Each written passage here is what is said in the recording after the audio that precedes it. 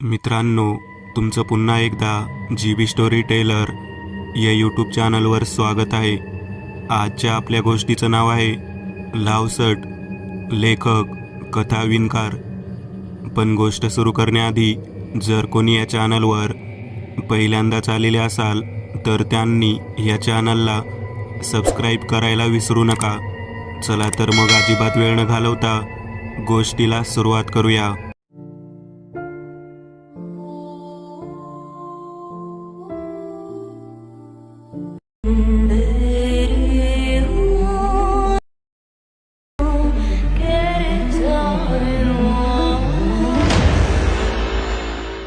सदर कथा माझा मित्र नील याच्या आयुष्याला कलाटणी देणाऱ्या एका भयावह घटनेची आहे.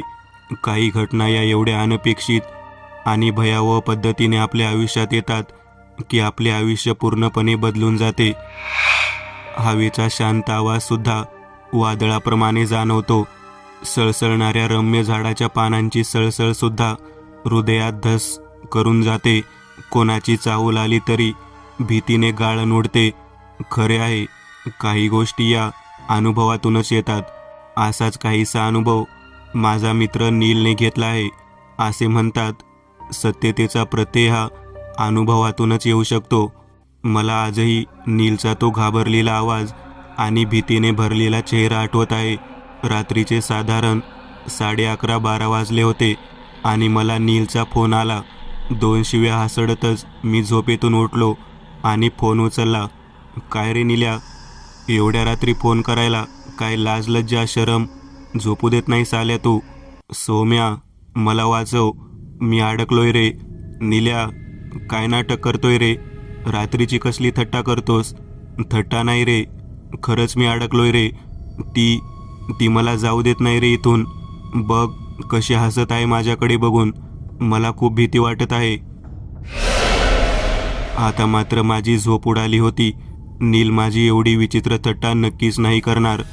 काहीतरी नक्कीच विचित्र आहे हे मला जाणवायला लागले होते. नील, ऐक, आधी तर घाबरू नको. मला नीट सांग काय झालं आहे. ती म्हणजे कोण आहे?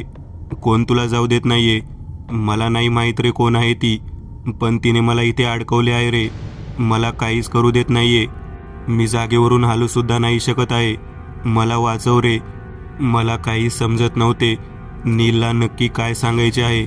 माझ्या मनात एक शंका आली, पण मी देवाला प्रार्थना करत होतो की ती शंका चुकीची ठरावी. नील, एक काम कर, मी जे सांगतोय ते लगेच कर. तुझ्याकडे रुमाल असेलच ना? हो हो, आहे रुमाल. हां, तू रुमाल तुझ्या दोन्ही डोळ्यांवर घट्ट बांध. अरे सोम्या, काय सांगत आहेस तू? नाही, मी असं काही करणार नाही. मला आधीच भीती वाटत आहे आणि तू हे करायला सांगत आहेस. नील्या, ऐक माझं. माझ्यावर विश्वास आहे ना तुझा? हो आहे रे विश्वास माझा तुझ्यावर, म्हणून तर तुला फोन केला ना मी. बस मग तसाच विश्वास आता ठेव आणि मी सांगतो तसं कर. दोन्ही डोळ्यांवर रुमाल बांधून ठेव आणि फोन स्पीकरवर कर. नीलने मी जसे सांगितले तसे केले. फोन स्पीकरवर ठेवला आणि दोन्ही डोळे रुमालाने बांधून घेतले. सोम्या, तू सांगितले तसे डोळे बांधले आहे. मला काहीच दिसत नाही रे. खूप भीती वाटत आहे. नील्या, घाबरू नको, मी आहे ना. आता मी सांगतो तो मंत्र म्हणायला सुरू कर. पण एक लक्षात ठेव, काही झालं तरी डोळ्यावरचा रुमाल काढायचा नाही. तुला वेगवेगळे आवाज ऐकायला येतील. असे वाटेल कोणीतरी तुला बोलावत आहे किंवा कोणीतरी तुझ्या शरीराला स्पर्श करत आहे. पण काहीही होऊ दे, तू घाबरू नको आणि डोळ्यांवरचा रुमाल काढू नको. हे तू काय सांगतो आहेस? मला अजून भीती वाटत आहे रे. तुला सांगितलं ना नील्या, घाबरू नको. हो हो, नाही घाबरत आता. बोल, कोणता मंत्र म्हणू? मी सांगितल्याप्रमाणे नीलने मंत्र बोलायला चालू केले. 5 ते 10 मिनिट शांततेत गेली. काहीच विचित्र असे जाणवले नाही. नील मंत्र पुटपुटत होता. काहीच विशेष होत नाही हे बघून मी सुटकेचा निश्वास सोडला. माझ्या मनातील शंका खोटी ठरली याचा आनंद झाला. म्हणजे हे सगळे नीलच्या मनाचे खेळ होते तर? मी असा विचार करत होतोच, तेवढ्यात नीलचा जोरात ओरडण्याचा आवाज आला. सोड, सोड मला, वाचवा, वाचवा. नीलचा आवाज ऐकून मला घाम फुटला. नील, काय होत आहे तुला? का ओरडतोय तू? कोणीतरी माझा गळा पकडला आहे. माझा गळा दाबत आहे कोणीतरी. मला श्वास घेता येत नाहीये. नील, घाबरू नकोस. तो मंत्र जोरजोरात बोल. थांबू नकोस. मला खूप भीती वाटत आहे. मी घराबाहेर पळतो. मला आता सहन नाही होते. हा रुमाल काढतो मी. हे ऐकून मी जोरात ओरडलो. नाही नील्या, रुमाल अजिबात काढू नको. नाहीतर तुझ्या जीवाला धोका आहे. मला विचित्र हसण्याचे आवाज ऐकू येत आहे. कोणीतरी माझ्या उरावर बसले आहे असे वाटत आहे आणि गळा दाबत आहे. आता मात्र मला घाई करणे गरजेचे होते. जर नीलने डोळ्यावरचा रुमाल काढला तर त्याच्या जीवाला धोका होता. नील्या, माझ्यावर विश्वास ठेव. डोळ्यांवरचा रुमाल काढू नको. मंत्र बोलणं थांबवू नको. नीलने परत मंत्र बोलायला चालू केला. नीलचा आवाज आता खूपच क्षीण येत होता. त्याला बोलायलाही त्रास व्हायला लागला होता. तरी तो कसाबसा मंत्र म्हणत होता आणि अचानक फोन कट झाला. माझी छाती धडधड करायला लागली. मी हे काय केले? मी नीलचा जीव धोक्यात घातला होता. माझ्यामुळे नीलचे काही बरं वाईट झालं तर मी स्वतःला कधी माफ करू शकत नव्हतो. मी नीलला फोन लावायचा प्रयत्न करत होतो. रिंग वाजत होती पण तो फोन उचलत नव्हता. आता मात्र माझे हातपाय गार पडले होते. मला काही सुचत नव्हते आणि अचानक माझ्या मोबाईलची रिंग वाजली. नीलचा फोन होता. मी घाईघाईमध्ये फोन उचलला. हॅलो नील, कसा आहेस तू? तुला काही झालं नाही ना? बरा आहेस ना? बोल ना. बोलत का नाही तू? सौम्या. हा नील, मी ऐकतोय. बोल ना, काय झालं? सौम्या, मी ठीक आहे आता. मगाशी होणारा त्रास मला आता नाही होते. हलकं वाटते आता. खूप मोठं ओझं खाली उतरल्यासारखं वाटतंय. असं वाटतंय खूप मोठ्या वादळानंतर बोट किनाऱ्यावर आली आहे आणि ती कुठेच दिसत नाहीये. नीलचे हे बोलणे ऐकून माझ्या जीवात जीव आला. नीलचा आवाज क्षीण पण कमालीचा शांत वाटत होता. सौम्या, तू वाचवलंस रे मला. तुझे उपकार कसे फेडू हेच मला समजत नाहीये. नाही नील, धोका अजून संपला नाहीये. ती कुठेही गेली नाहीये. फक्त काही काळासाठी तुझ्या भोवती मंत्रशक्तीमुळे एक कवच निर्माण झाले आहे. काय? माझे बोलणे ऐकून नील परत खूप घाबरला होता. होय मित्रा, ती तुला असे सहज सोडून जाणार नाही. आता काय करायचे? मला हे सगळं सहन होत नाही रे. नील, घाबरू नको. मी आत्ताच गोव्याला यायला निघतो. आपण नक्कीच काहीतरी करून तुला यातून बाहेर काढू. हो, तू ये लवकर. मी एकटा पडलोय रे खूप इकडे. मला आता घाई करायला हवी होती. माझी शंका दुर्दैवाने खरी ठरली होती. हो, तीच होती. नकळत माझ्या तोंडून बाहेर पडले, लावसट सोबत लढणे हे काही माझ्या आवाक्यातले नव्हते. यासाठी कोणी जाणकार आणि तेवढाच तरेबाज माणसाची गरज होती. माझ्या डोळ्यासमोर एकच नाव होते, नवनाथ. हो, नवनाथच आता यातून नीलला वाचवू शकतो. नवनाथ, माझा मित्र आणि पॅरानॉर्मल एक्सपर्ट. नवनाथनेच मागे कधीतरी दिलेल्या मंत्रामुळे आज नीलला काही काळ तरी या लावसटपासून वाचवता आले होते. मी लगेच नवनाथला फोन केला. काय? अरे काय सांगतो सौम्या? लावसट? तुला खात्री आहे की ती लावसटच आहे? हो रे, मला 100% खात्री आहे. लावसटच ती. मस्तच. चल लगेच जाऊ आपण.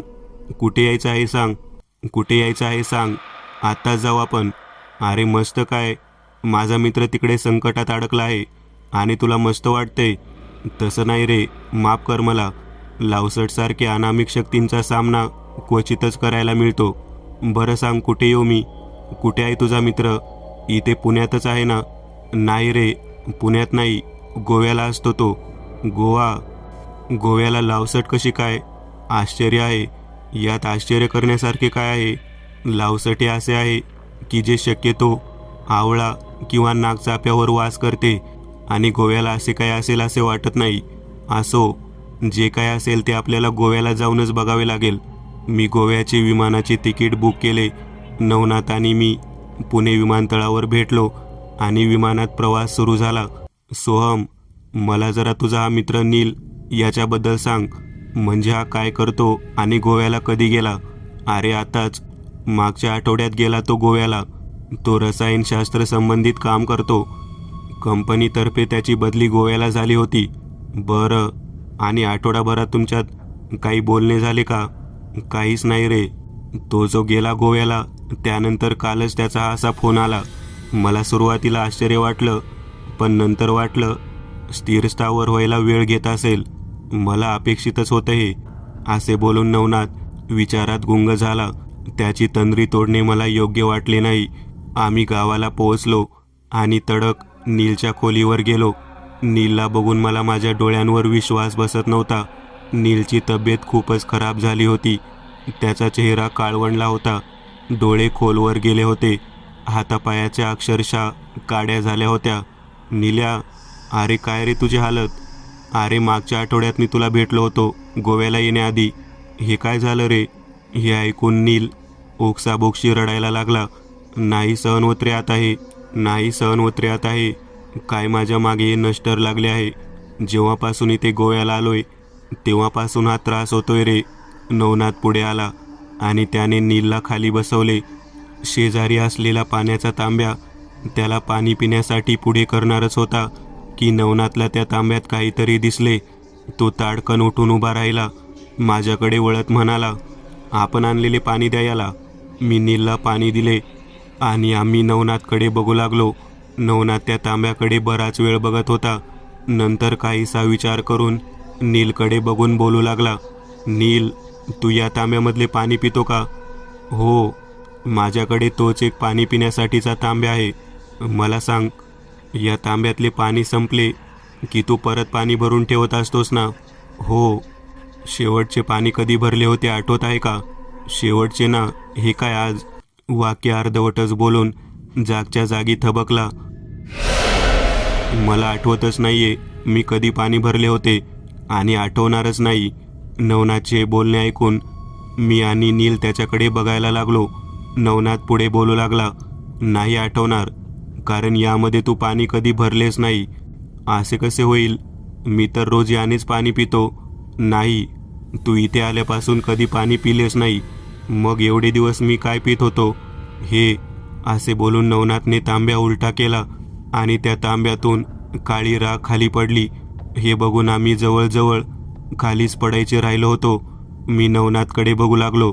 नवनाथने माझ्याकडे हात करून थांबायचा इशारा केला आणि पुढे बोलू लागला, नील एवढे दिवस पाणी पिला नाही याचे आश्चर्य वाटत असेल तर खरा धक्का पुढे आहे.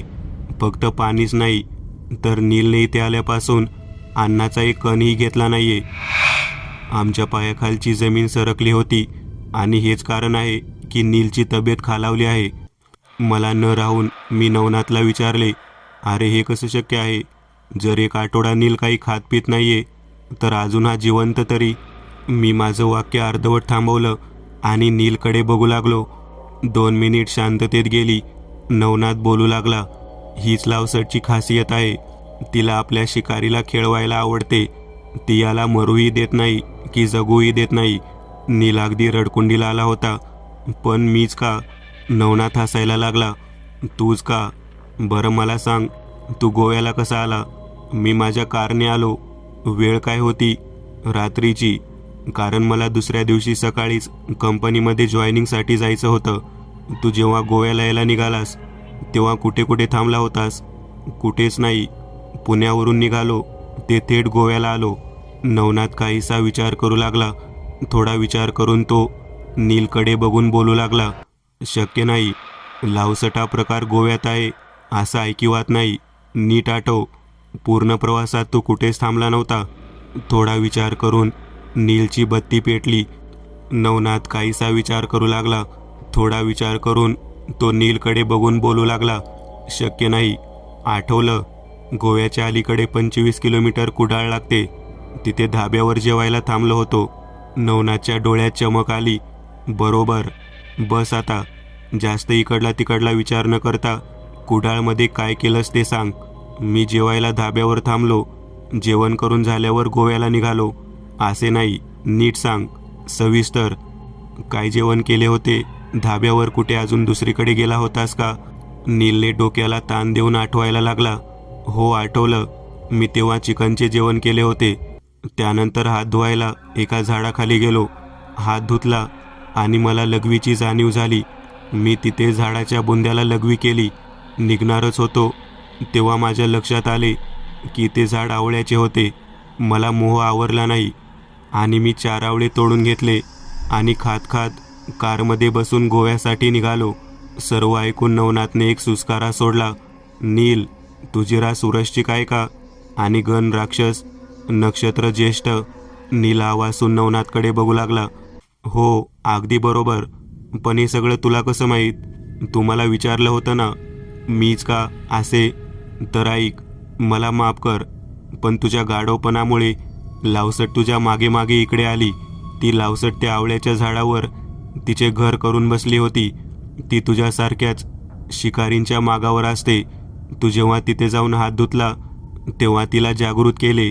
लघवी झाडाच्या बुंद्यावर करून तिला तुझ्यावर ताबा घेण्याची संधी दिली आणि नंतर आवळे तोडून आणि खाऊन तिला पूर्णपणे तुझ्यावर हावी होऊ दिले. एक प्रकारे तिला तुझ्यावर ताबा घेण्याचे निमंत्रण दिले. आणि बाकी वृश्चिक रास, राक्षसगण आणि ज्येष्ठा नक्षत्र ही माणसे वश करायला तितके सोपे असतात. आता आम्हाला पूर्णपणे लावसटबद्दल खुलासा झाला होता. मी नवनाथकडे बघून त्याला विचारले, पण आता या सगळ्यावर उपाय काय? नवनाथ हसून माझ्याकडे बघून बोलला, ही ब्याद लांब करायला एकच उपाय आहे. लावसट म्हणजे विधवा स्त्री, जिचा नवरा लग्नानंतर लवकरच गेला आणि बऱ्याच सुप्त इच्छा ठेवून कालांतराने या स्त्रीचेही निधन झाले. त्यामुळे नीलसारख्या पुरुषांच्या शोधात ती कायम असते. नीलने हात धुवून आणि लघवी करून ते आवळ्याचे झाड लावसटच्या राहण्यायोग्य ठेवले नाही. आता आपल्याला त्या झाडाला तोडावं लागेल आणि तिथे नवीन आवळ्याचे झाड लावावे लागेल. त्यानंतर तिथे 4 दिशेचे प्रतीक म्हणून 4 दिशेला नारळ ठेवावे लागेल. नीलने स्वतःच्या हाताने केलेल्या दहीभाताचा नैवेद्य दाखवून त्या लावसटाला नवीन घरात राहण्याची विनंती करावी लागेल. आम्ही लगेच नील घेऊन निघालो. कुडाळसाठी निघालो. त्या धाब्यावर पोहोचलो. धाब्याच्या मागे नीलने आम्हाला ते आवळ्याचे झाड दाखवले. झाड पूर्णपणे सुकले होते. नवनाथने घाई करत नीलला दहीभात तयार करायला सांगितले. आम्ही सोबत येताना कुऱ्हाड आणि आवळ्याचे रोपटे आणले होते. नील दहीभात करूपर्यंत आम्ही ते आवळ्याचे झाड तोडले. त्या जागी नवीन रोपटे लावले. नवनाथने 4 दिशेचे प्रतीक म्हणून 4 नारळ 4 दिशेला ठेवले. नील दहीभात घेऊन आला. नवनाथने सांगितल्याप्रमाणे नीलने दहीभातावर आणि 4 नारळावर काळा बुक्का वाहिला. नवनाथने निक्षून सांगितले होते, लावसटी विधवा असल्याने हळद कुंकू आणायचे नाही. त्यानंतर नीलने नैवेद्यावर पाणी फिरवले आणि डोळे मिटून मोठ्याने बोलू लागला, माझे जे हाल केले ते केले, पण आता मला सोडून तू तुझ्या नवीन घरावर ताबा मिळव. मी तुला वचन देतो की मी इथून पुढे तुला कधी त्रास देणार नाही, तुझा अपमान करणार नाही. एवढे बोलून नील उठला. आम्ही सगळे मागे फिरून परत धाब्यावर यायला निघालो. तेवढ्यात नील अचानक बोलू लागला, मला कोणीतरी हाक मारत आहे. मला वाटतं हाक मागून येत आहे. नील मागे वळून बघणारच होता की नवनाथने त्याचा हात पकडला. नवनाथने बजावून सांगितले होते, जोपर्यंत पायावर पाणी घेत नाही तोपर्यंत मागे वळून पाहायचे नाही. हा लावसटाचा शेवटचा प्रयत्न आहे. नीलला वश करायचा, त्याचा ताबा घ्यायचा. आम्ही धाब्यावर परत आलो आणि पायावर पाणी घेतले. नील 4 पावले पुढे चालला आणि चक्कर येऊन पडला. मी धावतच जाऊन नीलला पकडले. नीलची शुद्ध हरपली होती. साधारण 10 मिनिटमध्ये त्याला जाग आली. तो माझ्याकडे बघून बोलू लागला, सोम्या, खूप भूक लागली आहे, काही खायचे का? मी नवनाथकडे बघू लागलो. नवनाथ हसत होता. शेवटी नील लावसटच्या ताब्यातून सुटला. सत्यता ही अनुभवावरूनच येते, हेच खरे. आज या घटनेला 5-6 वर्ष झाले आहे. आजही नील गोव्याला कंपनीमध्ये काम करतो आहे. सुंदर आणि सुदृढ आयुष्य जगत आहे. पण गोव्यावरून पुण्याला येताना किंवा पुण्यावरून गोव्याला जाताना अजूनही कुडाळ लागले की त्याच्या मनात धडकी भरते. कुडाळच्या त्या धाब्यावरती आवळ्याचे झाड आता मोठे झाले आहे. झाडावर बरेच आवळे लागले आहेत आणि तिथे अजूनही ती वाट बघत आहे तिच्या शिकारीची. ती म्हणजे कोण? लावसट. मित्रांनो, आज पुरतं एवढंच. तुम्हाला जर काही गोष्ट आवडली असेल तर नक्की लाईक करा. तुमच्यापैकी बरेचसे जण व्हिडिओ लाईक न करताच पळून जातात. पण हा जर व्हिडिओ तुम्ही लाईक केला तर मला जरा बरं वाटेल आणि असेच भारी भारी व्हिडिओ बनवायची माझ्यात एनर्जी येईल. त्यामुळे नक्की लाईक करा आणि अजूनही कोणी या चॅनलला सबस्क्राईब केलेलं नसाल तर लगेच सबस्क्राईब करून टाका आणि बाजूची घंटी ती मात्र दाबायला विसरू नका. देवाची घंटी आहे ती. चला तर मग पुन्हा भेटूया अशीच एक आगळी वेगळी गोष्ट घेऊन पुढच्या